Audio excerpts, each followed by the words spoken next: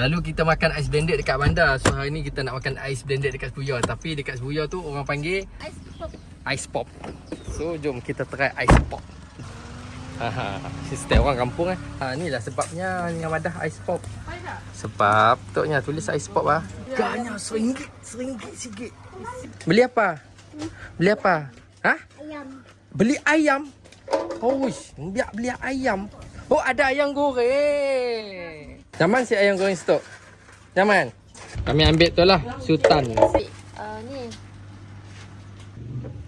Tu Sultan ni.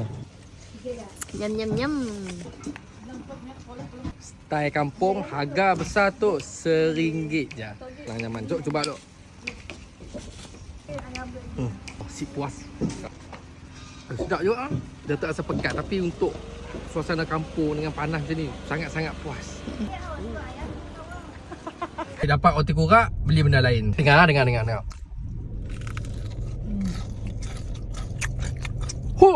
Allah, now crispy, juicy. Sedap. Mana pedas? Nama ni. Sabar pakai. Dua belakang. Salam. Okey, nak. Kan. Pilih Afan. Joe.